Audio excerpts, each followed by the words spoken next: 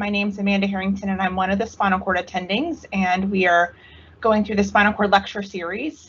Today's topic is sexuality and fertility after spinal cord injury. And normally I would prefer to do this one in person, just because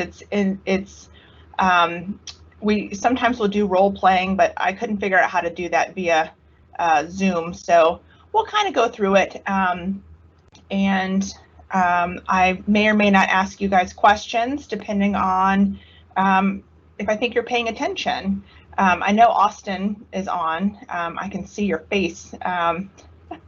So Definitely. Now you took it off, but there you are. So maybe what I'll do is periodically I'll give you guys a secret code word and have to see if you remember it, just to make sure you're paying attention. No, I'm just kidding. But they have been doing that for the Zoom lectures for my kids.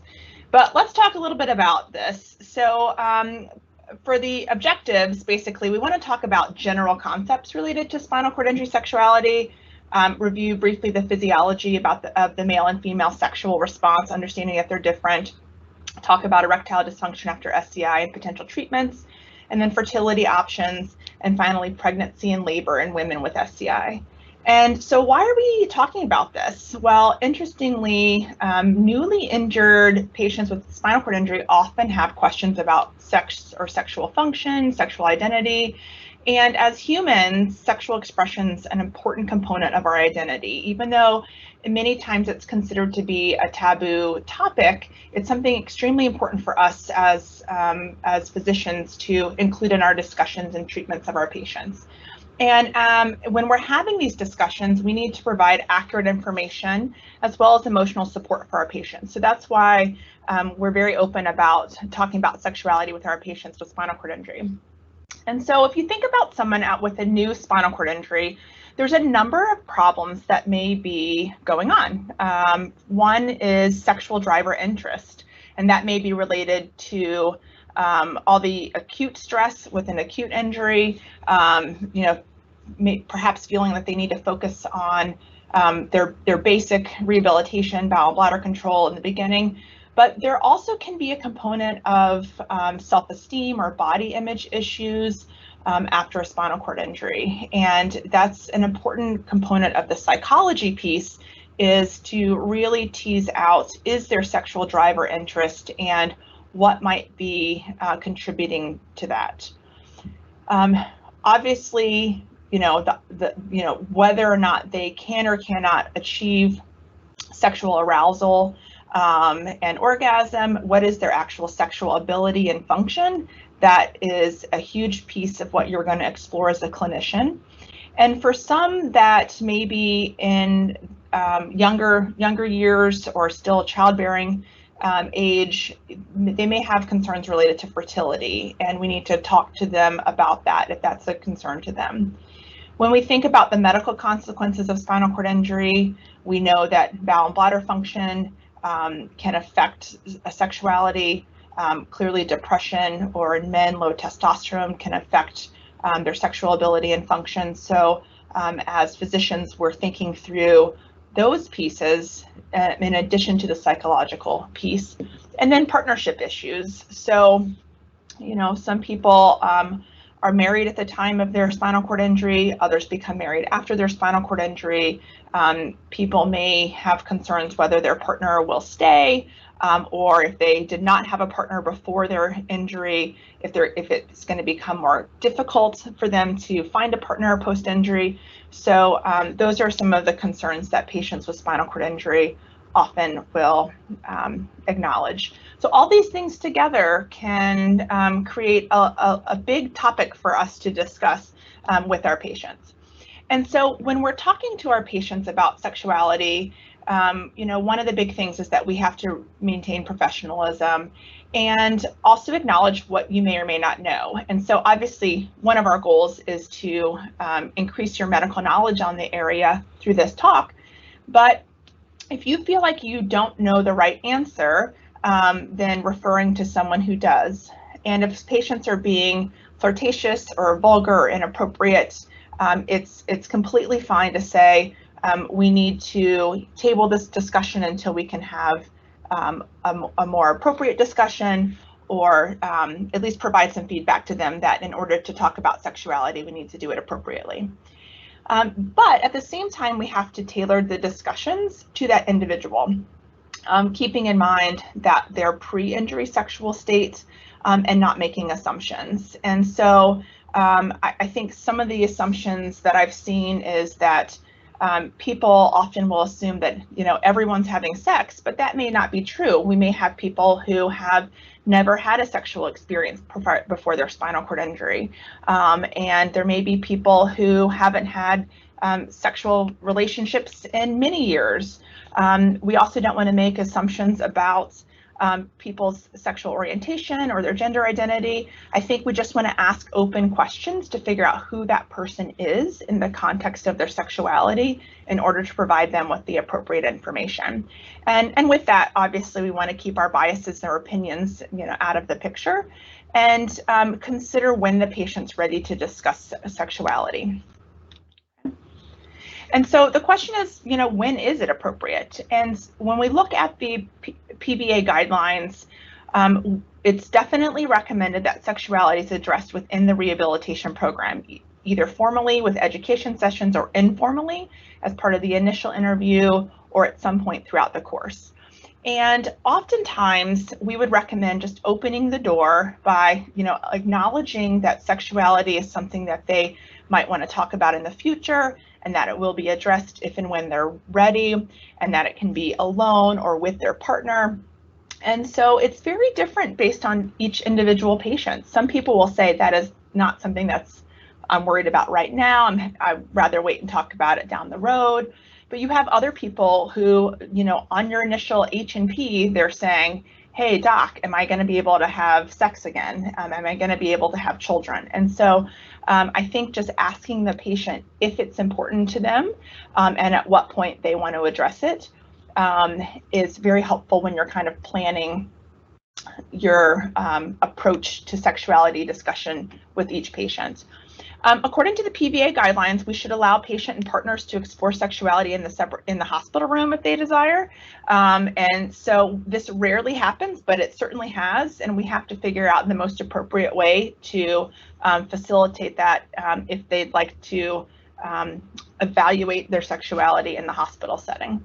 And there is various media available for education purposes. And again, some people get uncomfortable with this because they think, oh my goodness, if it's sexual media, is that equal pornography? And no, the answer is no. If we're talking about education and how one might have sex after spinal cord injury, that is certainly education and appropriate to provide to those patients. So when you're meeting somebody and kind of talking to them about their sexual history, if you've gotten to the point in your relationship where they're saying, hey, I'd like to have some more information about sexual function after spinal cord injury, kind of diving a little deeper into their sexual history is going to be helpful.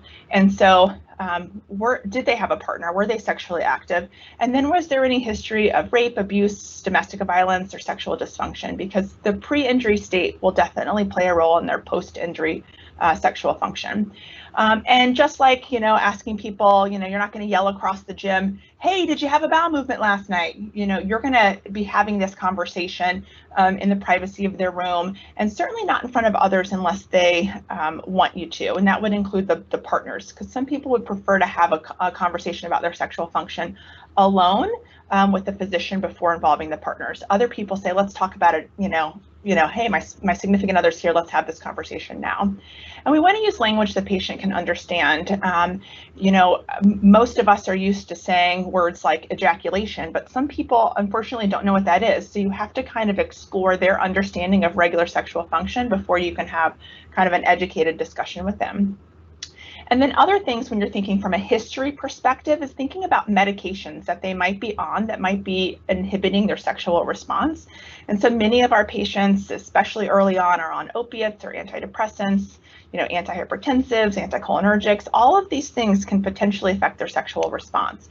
So if you're having somebody that's having a physiological issue, I think part of our clinical history is that medication review.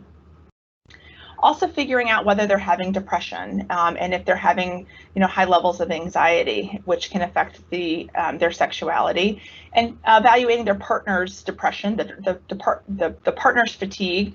In many cases, depending on the level of spinal cord injury, the significant other may become a caregiver in addition to a sexual partner, and they just may be so exhausted and so worn out that they're not interested. And so those partnership issues are important to explore. And then in men that are reporting poor libido or fatigue or reduced strength, then it is important to consider testosterone deficiency as playing a role. I tend not to recommend checking testosterone levels acutely after injury because there's so much else going on with the body. But in the outpatient setting, particularly if someone's presenting with symptoms of more fatigue or poor libido, then you can think about doing a workup for testosterone deficiency, which can certainly play a role in the sexual history. Per the guidelines, we should also do a sexual examination. I can be honest with you that I don't routinely check genitalia, but I am a big fan of using the neurologic exam to help predict recovery. And this is kind of where I get a little nerdy, because it is kind of interesting to me that you can utilize that neuroexam to help predict what may or may not be someone's function related to their sexuality. And there are international standards to document the remaining autonomic function after SCI, which includes components of sexual functioning. And the big components of your physical exam that are going to be helpful are the bulbocavernosus reflex and the anal wink reflex, as well as your sensory testing, T11 to L2 and S4 to S5, which you've theoretically done as a component of your ASIA exam. So you should already have some of that documented in the medical record. All right, so we're going to shift to talk about men first, but real quick, does anybody have any questions on what I've talked about so far? You can unmute. If not, I will keep going, okay? So thinking about male anatomy, so normally the brain sends signals down the spinal cord to say, all right, let's have some sexual activity. And at rest, there is net inhibition, right? And so basically, in order to have a sexual encounter, that inhibition has to be removed. And that makes sense because otherwise people will be in a heightened state of sexuality all the time. So we need to have that inhibition at rest. And then when you think about the neuroanatomy, this follows the same pattern as neurogenic bowel and neurogenic bladder dysfunction.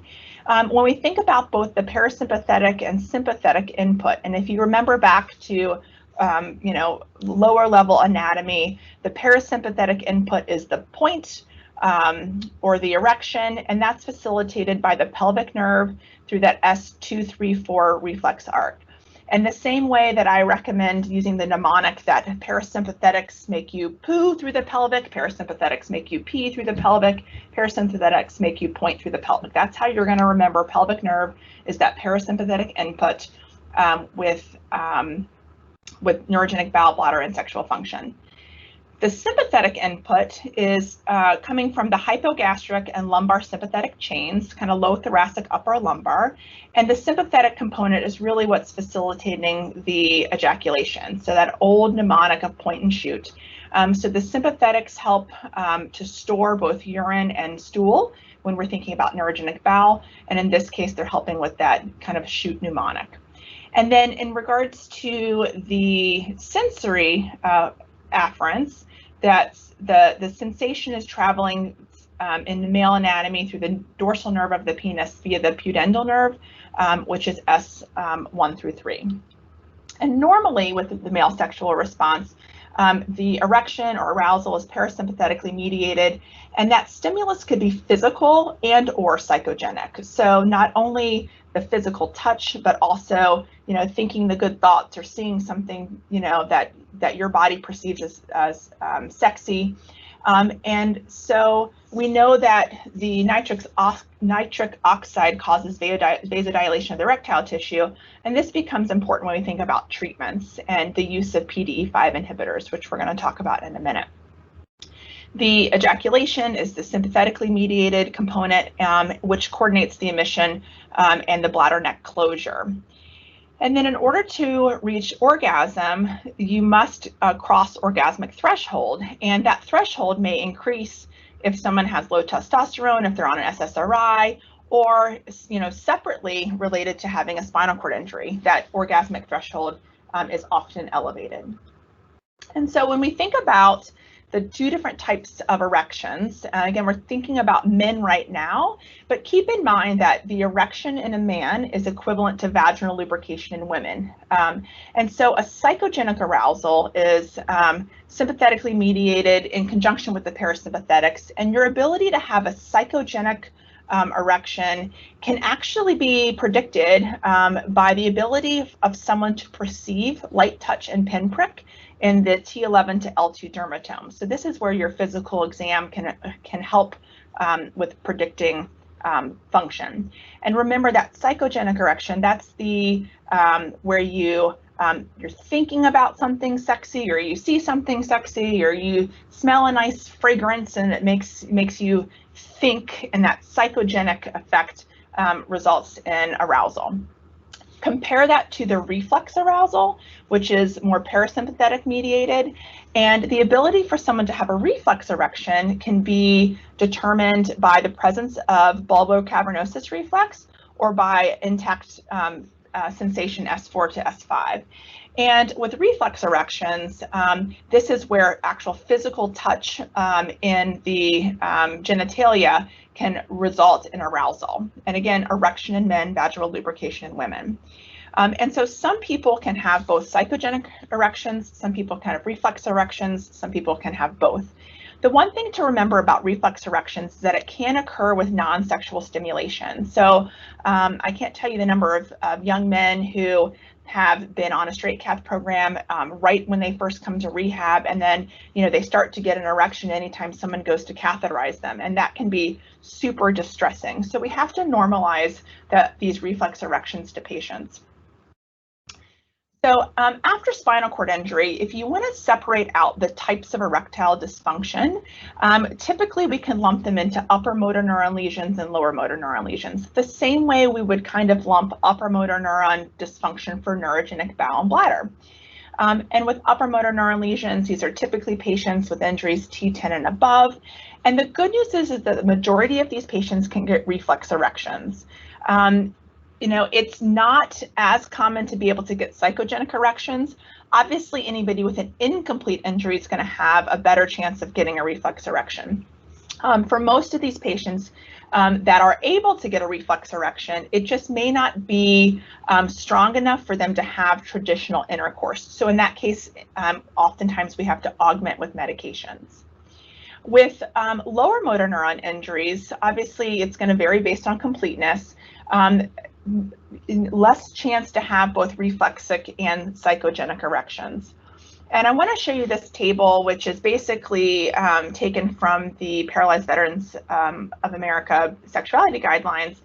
And if you look at upper motor neuron lesions and lower motor neuron lesions, the complete injuries versus incomplete injuries, you can see that those with upper motor neuron lesions, whether they're complete or incomplete, have a pretty great chance of getting reflexic erections. The category that is most concerning is those with lower motor neuron lesions. And this is a lot of your kind of cauda equina type injuries, patients that are going to have more, flaccid paralysis on physical exam, no spasticity.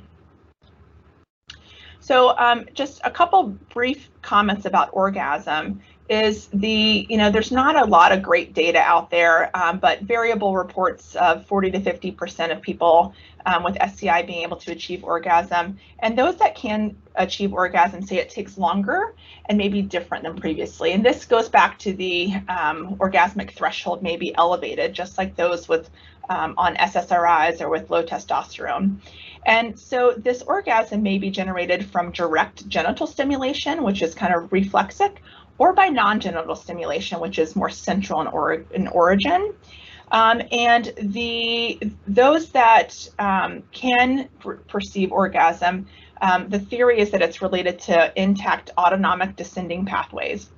And there's also some discussion that perhaps that perception of the orgasm may not be completely physiologic, but just, particularly for people that may be in a great partnership, that they just have a sense of satisfaction that may be reported as an orgasm just because they're engaged in the sexual activity with someone that they care about. For people that have pudendal damage or sacral damage, again, thinking more about our cauda equina type patients with lower motor neuron injuries, they're going to have a harder time achieving orgasm. Those that are incomplete would have a greater chance for orgasm. That makes sense. Also, if you have some sensory sparing at S234, you're going to have a greater chance for orgasm.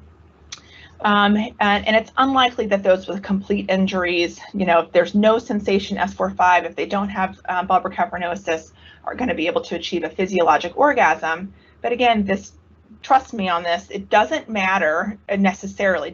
Just because they can't have a physiologic orgasm doesn't mean that their sex life is over. It's hard to tell patients that, but really there are lots of options for people. So when we think about treatment of erectile dysfunction, there's a couple different options. One is a mechanical option, so a vacuum-assisted device. And in many of these patients, they'll use a vacuum-assisted device to help achieve a stronger erection, and then they place a constriction ring around the base of the penis. For patients that are using mechanical treatment of ED, we do have to make sure that they don't keep the ring constriction device on longer than 30 minutes because you do not want to have skin breakdown at the base of the penis. In terms of pharmacological options, there's a couple different treatments, which we'll talk about in a second. And then you think about surgery. So penile implants, prosthesis, things that are traditionally done for patients without spinal cord injury that have erectile dysfunction. It's typically not seen much in spinal cord injury related to, lack of sensation, risks of, infections, post-op healing, just concerns for complications. So in my 12 years of practice, I've never had somebody go the surgical route. So I think it's pretty rare. When we think about pharmacologic treatments, there are some options to use prostaglandins that are injected directly into the penis. There's a couple different types out on the market versus intraurethral, which is also on the market called Muse. And it's not really thought that the intraurethral pellets work well in spinal cord injury. But for people that want to use the prostaglandins, it's typically the injected form, and they can use a couple times a week. And basically for folks that want to go this route, the urology team will actually bring them into the office for a nursing visit and practice with them how to do the injections. They're not just given, medications and a needle and say good luck. They actually teach them how to do the injections. I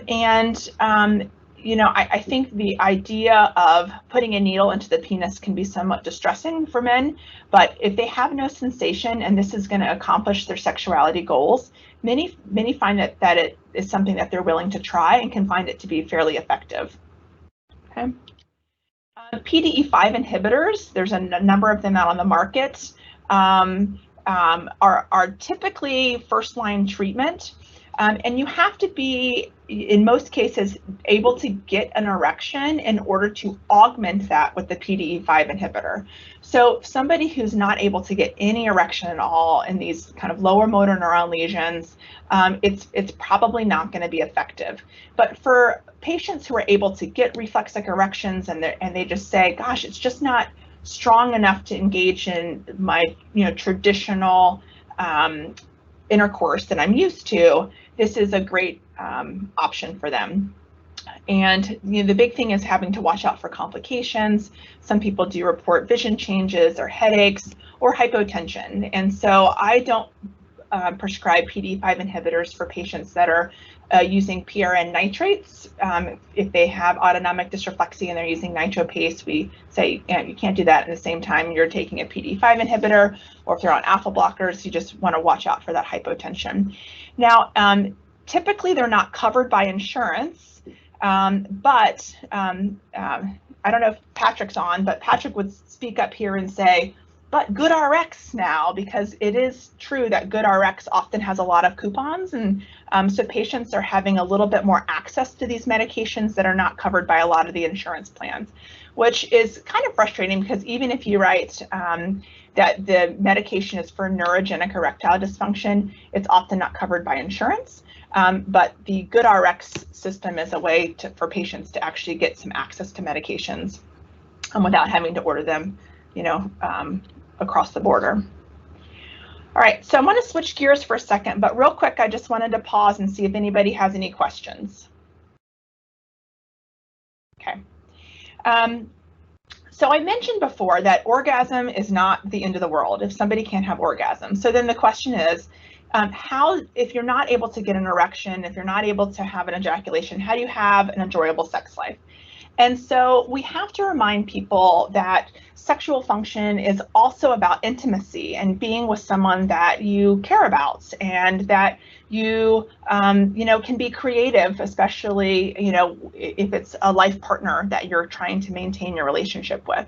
And so, the PVA guidelines give some really great suggestions about exploring other areas of sensuality and thinking about our other senses, the 5 senses. And also considering the use of sexual assisted devices. And again, thinking about that discussion we talked about for media, using media for education purposes, you have to explain to people that using a sexual assisted device is not something, it's not like they're stepping into a world of pornography or sex toys, and that it is appropriate. And I've shared with some of you over time that there is a wonderful manual that I have a picture of at the end, but it's a manual for persons with disabilities for sexual function. There's some great tips and tools that they can use from there. In some cases, a caregiver may have to provide assistance in positioning depending on the level of injury.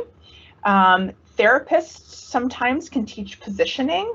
The whole how do you do this? Obviously, that's going to be clothed in the context of the gym or home health, but sometimes it helps for people to kind of walk through the process when they're not in an intimate situation, so that they feel more comfortable when they're going to be involved in sexual activity.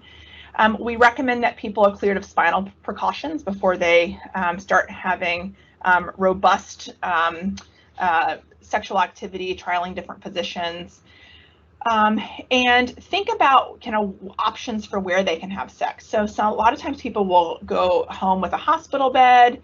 They may not be able to get up into their 2nd or 3rd floor bedroom, so they may be having temporary setup in their dining room when they first go home. And so you have to kind of be creative about potentially using the hospital bed or a privacy curtain. Some people will use their wheelchair for sexual activity. Some people will use a shower chair for sexual activity. All these are fine as long as they're taking precautions, right? We don't want chairs to tip over. We have to make sure we don't exceed the weight restrictions on power wheelchairs. We have to watch, the hot water in the shower. But I think it's appropriate for us as physicians to greenlight patients to try different things, that they shouldn't feel like, they have to, their goal shouldn't necessarily be missionary position sex. And we can say, let's walk through some options together. There is a American Association of Sexuality educators, counselors, and therapists. And I don't know that this type of service is covered by insurance per se, but it could be an option for people who want to use professional support and kind of thinking through either partnership issues or their own issues related to sexuality. And in some cases, we talked about the bed, the wheelchair, the shower chair. There are other positioning devices that are out on the market that may be appropriate for patients to use.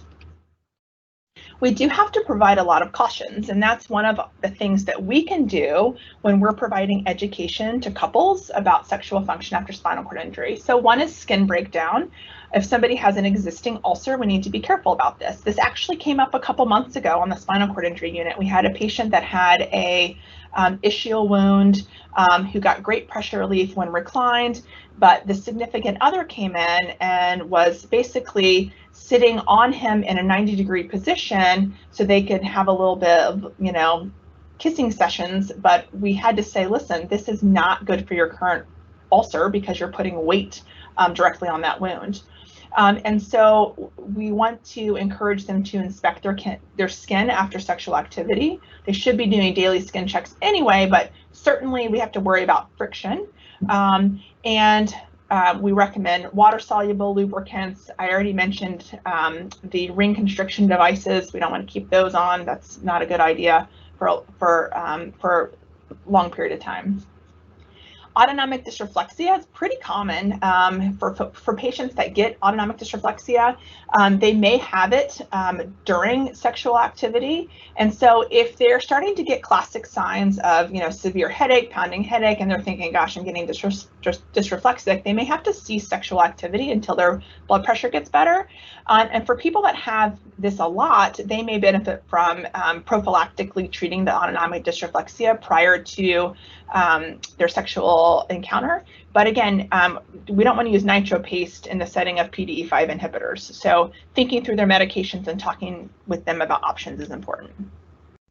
Bowel and bladder function is something to consider because, one of the worst things that could happen is if you were to have a bladder accident or a bowel accident in the middle of a sexual encounter, that can be distressing. And so we recommend, cathing before a program, making sure you're not due for a bowel program within the next, couple hours, kind of preemptive strike to reduce any risk for accidents. Potentially putting down Chucks pads or towels before engaging in sexual activity, and kind of thinking about other options. Now, technically, men could fold the Foley cap if they're managing their bladder with a Foley, they can fold it over and put a condom over it. I do worry about urethral trauma, so for folks that manage their bladder with a Foley, we tend to recommend that it's removed for sexual activity. And for those that have long-term Foley management for their bladders, but still, switching to suprapubic catheter at some point makes more sense anyway. We want to, I said encourage them to explore other positions and options, but we also have to make sure that we're not putting them at risk for limb injury, particularly if they're insensate, right? We don't want to have hip location. We don't want to have these crazy extreme positions, because if they don't have that feedback like, oh, this hurts, then they're going to be more likely to injure themselves. And for those that are osteoporotic, maybe higher risk for fractures. And then with spasticity, most people don't do much to manage their spasticity, but it's more something to be aware of, that it can be increased with arousal, decreased after orgasm. And then our final, precaution is, hey, you can still get pregnant, you can still get sexually transmitted diseases. Just because you have a spinal cord injury, make sure that you're still making safe decisions regarding your sexual life and partnerships. In regards to fertility, current estimates suggest that about 5 to 10% of men can have children without medical intervention, and typically the sperm counts are normal, but the quality and the motility are poor. So I always remember this, thinking about the tail of the sperm being paralyzed too. And in those that can get erections, and even if you can augment them, oftentimes ejaculation remains problematic. Most patients are not able to ejaculate at all, although some will have retrograde ejaculation. So if they catheterized after sex, they may get semen that comes out with their urine. If you're going to predict ejaculatory function, this is where having intact T10 to L2 sensation may help with that prediction. Those that have incomplete injuries or get pretty good motor recovery are going to have a greater chance for ejaculation, but the ability to ejaculate and the ability to orgasm may not be necessarily associated, and certainly likely can be different compared to prior to their injury. And so some patients will use male vibrators to help with ejaculation. And like I mentioned earlier, we still want them to wear condoms and prevent transmission of STDs. So, yes. So Brian's microphone doesn't work, but he commented about how fracture risk is one of the things we should precaution patients on as well. Yes. Just he said he's seen and heard of patients get like femur fractures and stuff just from kneeling or positioning, or trying to be creative with your positioning. But I've taken care of an osteopenic Asia A patient who all they did was get their foot caught in their wheelchair and fractured their tibia. So watching for new pain or swelling or fracture too is important. Yeah, I think that's got to be part of your education, because they are at higher risk, especially if they're insensate. And I also see, I switched over to the chat that Patrick put on there, the good RX pricing. So thank you, Patrick, as always, for being an advocate for cheap PDE5 inhibitors. I love it. All right, so if it's hard to necessarily have to get pregnant or to have a baby naturally, how can we get sperm for fertility? And there's a couple different options. Penile vibratory stimulation is fairly successful in patients with upper motor neuron injuries. We recommend cathing before and after, and monitoring for AD and skin breakdown and all the other things that we mentioned. And basically, this is kind of a vibrator that can go on the penis, and you can adjust the intensity and the duration to achieve ejaculation. And it can be pretty successful. One of the benefits is that it can be done at home. So if you were to have like a little collection device similar to what you would have if you were going to send off a urine sample, you could collect the sperm at home. Electroejaculation is kind of the next step, and this is kind of similar, honestly, to what they will do in veterinarian medicine. They will get sperm from a really great bull or a big sheep or something like that, and so electroejaculation is a little tricky because there's not a lot of places that do it. It's considered invasive, can increase risk for AD and thermal injury, but it's pretty darn successful. And so for people that are unable to get sperm via vibratory stimulation, this is kind of the next step. And then finally, there's a direct testicular sperm extraction, which is expensive and kind of the third line option to collect sperm from that particular individual. And then, okay, so let's say you're at home, you use your vibratory stim, you get a little collection device of sperm. How do you get it to the woman?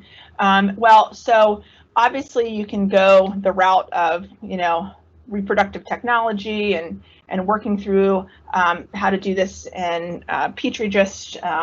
But if you wanted to try it at home, you think about ovulation timing. There are over-the-counter ovulation kits that females can do.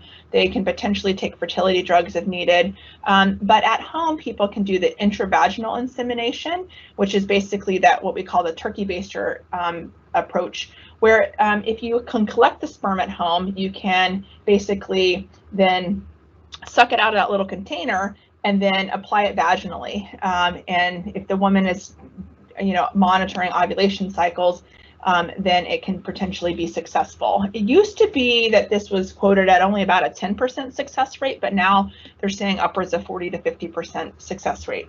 And so this is obviously the cheaper route and what a lot of couples will start with.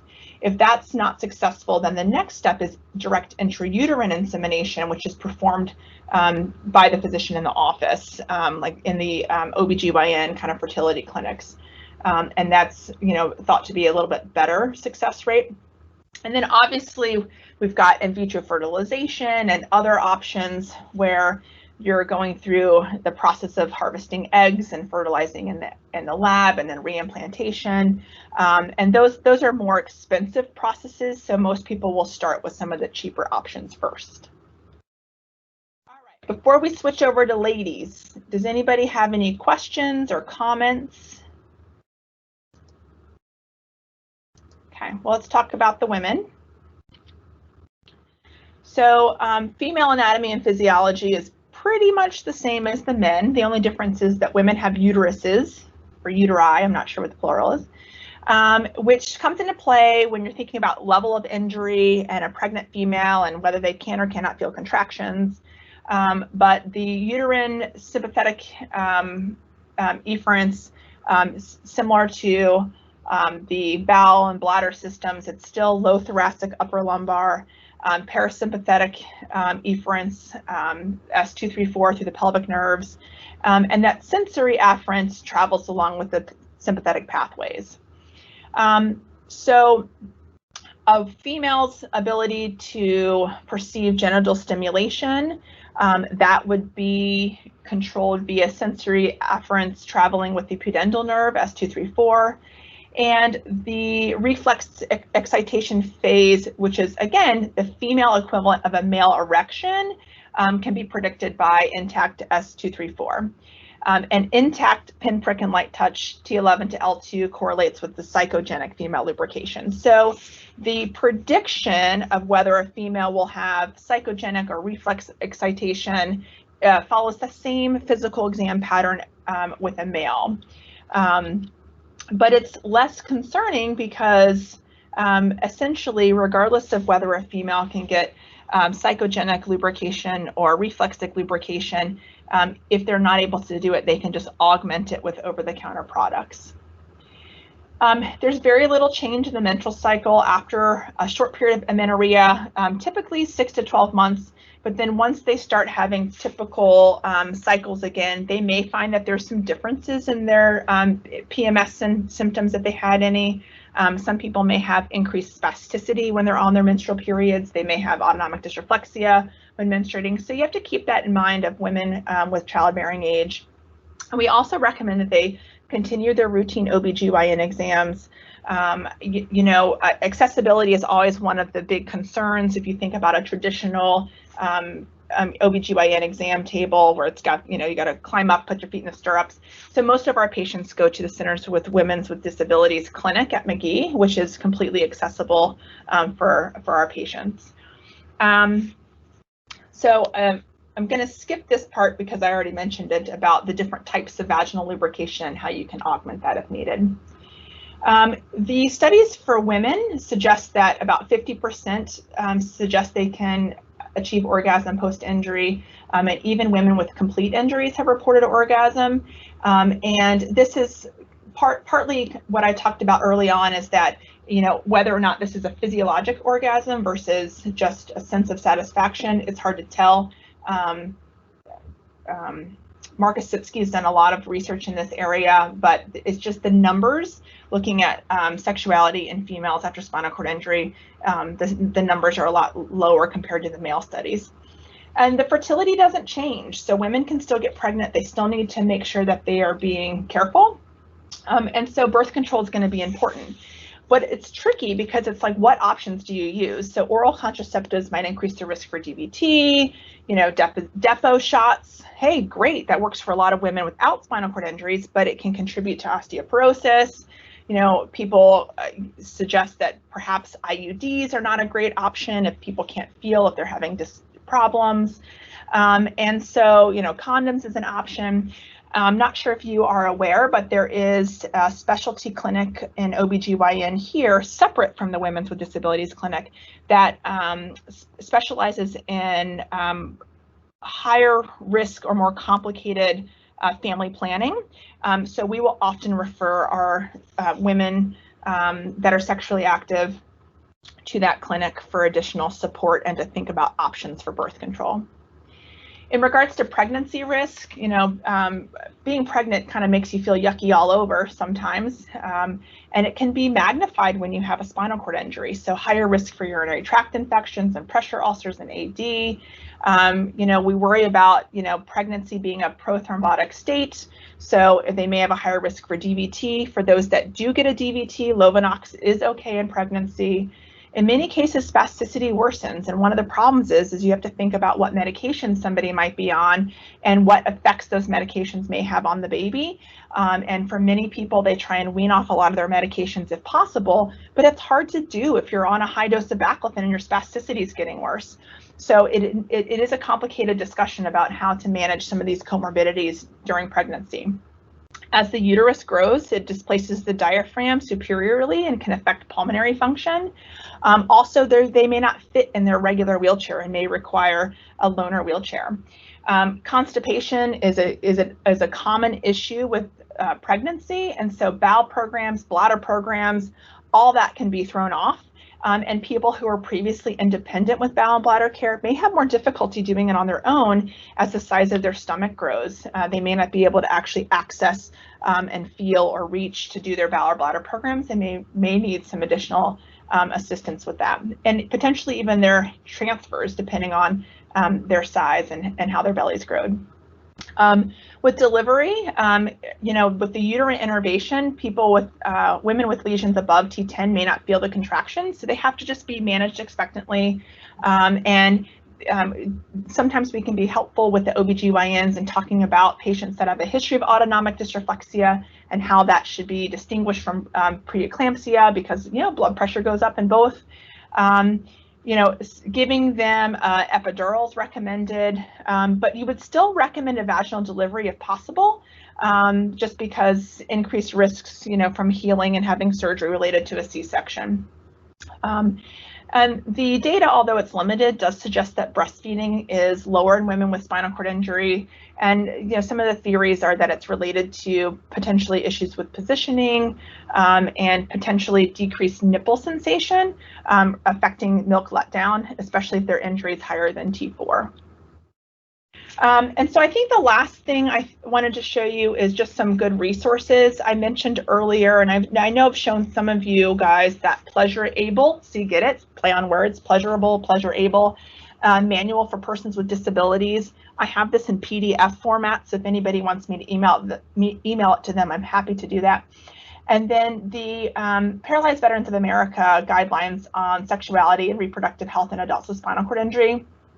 There's both the clinical practice guidelines for providers, but also a guide for patients.